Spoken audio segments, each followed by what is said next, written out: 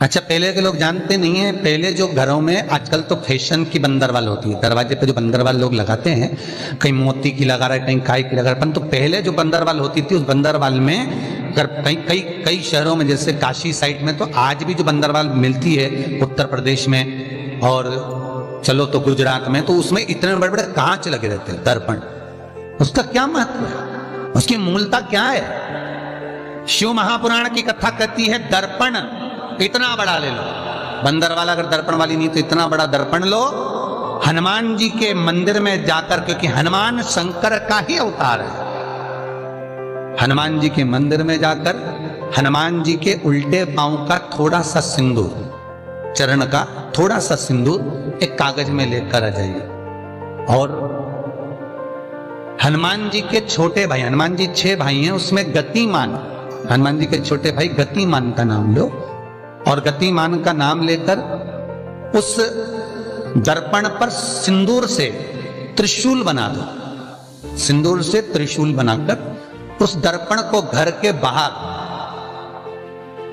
दर्पण का मुख बाहर की ओर, ऐसे बाहर की ओर मुख कर कर दर्पण को घर के बाहर या दरवाजे पर, बिल्डिंग पर, ऊपर जाली में, फ्रंट में, कहीं पर भी उसको लगा दीजिए। महाराज केवल शंकर का स्मरण कर कर, गतिमान का नाम लेकर, हनुमान के उल्टे पांव का सिंदूर का त्रिशूल बनाकर जो दर्पण को लगा देता है, आपको 1 महीने के अंदर अंतर मालूम पड़ जाएगा कि पिछले जो महीने निकले हैं उस महीने का अंदाजा लगाना कि घर में लोग कितने बीमार पड़ते थे, और इस दर्पण को लगाने के बाद बीमारी कम हुई कि नहीं हो कम तो ठंडा कर देना, क्या जा रहा है, पर करके जरूर देखना, विश्वास रखकर करोगे, भगवान शिव का अनुमोदन कर कर, भगवान शंकर पर विश्वास रखकर करोगे तो बीमारी घेर नहीं सकती। अकाल मृत्यु वो मरे जो काम करे चंडाल का, काल उसका क्या बिगाड़े जो भक्त हो महाकाल का। शंकर की आराधना करने वाला, शिव का स्मरण करने वाला, शिव का निवेदन करने वाला, शिव अर्चना में डूबने वाला, शिव का अनुमोदन करने वाला कभी दुखी नहीं हो सकता। उनका आज तक हनुमान चालीसा पढ़ना नहीं है, आज तक कोई चालीसा, चाहे गायत्री चालीसा हो, लक्ष्मी चालीसा हो, शिव चालीसा हो, पढ़ना ही नहीं आती, बस बैठ गए भगवान के सामने और पढ़ लिया आसन लगा के। नहीं नहीं नहीं, चालीसा पढ़ने का भी एक नियम है। अगर कोई लक्ष्य लेकर पढ़ रहे हो तो उसका एक नियम है। पूरी जिंदगी पढ़ते रहोगे तो भगवान की प्राप्ति नहीं है, पर लक्ष्य लेकर अगर पढ़ा है आसन से, जिस भगवान की चालीसा पढ़ रहे हो उसकी मूर्ति या उसका फोटो आपके सामने होना चाहिए। एक घी का दिया, अगर हनुमान चालीसा पढ़ रहे हो तो या तो घी का दिया जलाओ, वो भी गाय के घी, भैंस के घी का मत जलाना, हनुमान जी कभी प्रकट नहीं होंगे भैंस के घी से। घी का दिया लगाइए अगर चालीसा का पाठ कर रहे हो हनुमान जी का। और बहुत ज्यादा संकट है, बहुत ज्यादा परेशानी है तो हनुमान चालीसा का पाठ करो तो तिल्ली के तेल का दिया लगाओ, काली तिल के तेल का दिया, तिल का तेल का दिया हनुमान जी के सामने आसन बिछाकर। बहुत तकलीफ है तो 3 पाठ प्रतिदिन करो, और एक आसन से जितने समय 9 बजे अगर आप बैठते हो पाठ करने तो 9 बजे ही बैठना है। 11 दिन तक प्रतिदिन 3 पाठ रोज करो। एक पानी का लोटा, कलश, तांबे का जल, अर्थात तांबे का लोटा हो, स्टील का लोटा हो, तुम्हारे पास जो कलश हो उसमें जल भरकर, एक सिक्का उसमें पटक कर, एक लौंग पटक कर प्लेट से ढक कर रख दो, और प्रतिदिन बस टाइम पर बैठकर पाठ करो। 11 दिन पूर्ण होंगे, जिस कामना से आपने पाठ करा है बस वो सिक्का, वो लौंग कलश में से निकाल लो, जल का आचमन करो, और जिस काम के लिए करा है वो जल उस प्रयोग में ले लो। उस प्रयोग, किसी से बात करने जाना है तो वो जल पी कर जाएंगे, कोई से हाथ मिलाना है तो वो सिक्का, वो लौंग अपने हाथ में रखिए, अपने साथ रखिए। श्री हनुमान जी महाराज का प्रागट्य हुआ। कोई व्यापार नहीं चलता हो, दिक्कत आ रही हो तो हनुमान जी के दूसरे नंबर का भाई गतिमान का स्मरण करो, हनुमान जी के उल्टे पांव का सिंदूर लाकर गतिमान का नाम लेकर स्वस्तिक बना दिया जाए व्यापार वाली जगह पर, तो व्यापार अच्छा चलने लगता है महाराज। कोई व्यक्ति पैसा खा गया, नहीं दे रहा, बहुत परेशान हो गए, मांग मांग कर दे गए, नहीं दे रहा, हाथ जोड़ लिया, पांव जोड़ लिया, सब कुछ कर लिया, नहीं दे रहा, तो हनुमान जी के तीसरे नंबर का भाई रतिमान, रतिमान, गतिमान रतिमान, रतिमान का नाम लीजिए, पीपल के पत्ते पर लाल सिंदूर से जो व्यक्ति पैसा लेकर गया उसका नाम लेकर बहते हुए पानी में अपनी कामना कर रतिमान का नाम लेकर छोड़ दीजिए। 15 दिन में रतिमान ऐसी उतावली मानत मचाता है कि उसको हाथ जोड़कर वो खुद फोन लगाकर बोलता भैया तेरा मैं पैसा लौटा दूंगा। रतिमान का स्मरण किया जाता है। रतिमान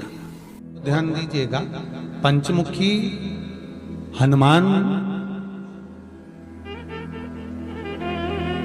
का एक स्मरण, पंचमुखी हनुमान का एक भाव। महाराज जैसे बहुत ज्यादा तकलीफ अगर व्यक्ति को हो गई है, बहुत कष्टमय जीवन चल रहा है, हार गए हर जगह से और तकलीफमय जीवन चल रहा है, तो पंचमुखी हनुमान का एक शिव महापुराण का और स्कंद पुराण का एक बड़ा सुंदर मंत्र है। उस मंत्र को आप सब एक बार हमारे साथ में बोलें। ओम नमो हनुमते रुद्र अवताराय सर्व शत्रु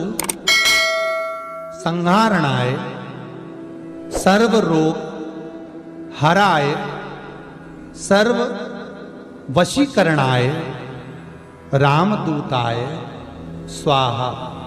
बस इस मंत्र को हाथ में काली तिल लेकर, एक जौ लेकर और गूगल लेकर, थोड़ा सा उसमें गाय का घी डालकर, कंडे को या अग्नि को जलाकर इस मंत्र का 11 बार 21 बार जाप कर कर अपनी कामना कर कर छोड़ दीजिए। कैसा भी रोग हो, बीमारी हो, कष्ट हो, दुख हो, तकलीफ हो, 21 दिन के अंदर वो आनंद आना प्रारंभ कर देता है। इस मंत्र, स्कंद पुराण का, शिव महापुराण का यह मंत्र मूल पंचमुखी हनुमान सुख देंगे। और एक और चीज याद रखिए महाराज, यदि कोई काम के लिए जा रहे हो, कोई व्यापार के लिए जा रहे हो या नौकरी करने के लिए जा रहे हो और लगी नहीं रही, बहुत तकलीफ पा रहे हो, सर्विस ही नहीं लग रही, बहुत कष्टमय हो गया, तो निवेदन करूंगा 5 पीपल के पत्ते पर बेसन के 5 लड्डू घर में बने हुए, गाय के घी के 5 लड्डू रख लो। उस लड्डू के बीचों बीच एक आटे का दिया और उसमें तिल्ली का तेल डालकर इसी मंत्र का प्रयोग कर कर पंचमुखी हनुमान का किसी भी हनुमान के मंदिर में जाकर, दक्षिण मुखी हनुमान के मंदिर में जाकर उसको रख कर आ जाइए। इसके बाद आप उस काम के लिए जाइए, आपका काम सफल हो जाएगा। आपको किसी को नहीं कहना पड़ेगा, कि हाथ जोड़ना नहीं पड़ेगा, किसी के पांव नहीं पड़ना पड़ेंगे, तुरंत काम होगा। बस इस मंत्र का स्मरण कर कर पंचमुखी हनुमान का भूतेश्वर जो मंत्र है वो सुख देने वाला। श्री हनुमान जी महाराज का प्रागट्य हुआ तो कहा था हनुमान जी 6 भाई हैं। कितने भाई हैं? 6। हनुमान, गतिमान, केतुमान, रतिमान, मतिमान, सेतुमान, ऐसे हनुमान जी 6 भाई। कोई व्यक्ति पैसा खा गया, नहीं दे रहा, बहुत परेशान हो गए, मांग मांग कर दे गए, नहीं दे रहा, हाथ जोड़ लिए, पांव जोड़ लिए, सब कुछ कर लिया, नहीं दे रहा, तो हनुमान जी के तीसरे नंबर का भाई रतिमान, रतिमान, गतिमान नहीं, रतिमान, रतिमान का नाम लीजिए, पीपल के पत्ते पर लाल सिंदूर से जो व्यक्ति पैसा लेकर गया उसका नाम लेकर बहते हुए पानी में अपनी कामना कर कर रतिमान का नाम लेकर छोड़ दीजिए। 15 दिन में रतिमान ऐसी उतावली मानत मचाता है कि उसको हाथ जोड़कर वो खुद फोन लगाकर बोलता है भैया तेरा मैं पैसा लौटा दूंगा। रतिमान का स्मरण किया जाता है। रतिमान का कोई व्यापार नहीं चलता हो, दिक्कत आ रही हो, हनुमान जी के दूसरे नंबर का भाई गतिमान का स्मरण करो। हनुमान जी के उल्टे पांव का सिंदूर लाकर गतिमान का नाम लेकर स्वस्तिक बना दिया जाए व्यापार वाली जगह पर, तो व्यापार अच्छा चलने लगता है। घी का दिया लगाइए अगर 40 का पाठ कर रहे हो हनुमान जी का, और बहुत ज्यादा संकट है, बहुत ज्यादा परेशानी है, तो हनुमान 40 का पाठ करो तो तिल्ली के तेल का दिया लगा, काली तिल के तेल का दिया, तिल का तेल का दिया हनुमान जी के सामने आसन बिछाकर, बहुत तकलीफ है तो 3 पाठ प्रतिदिन करो और एक आसन से जितने समय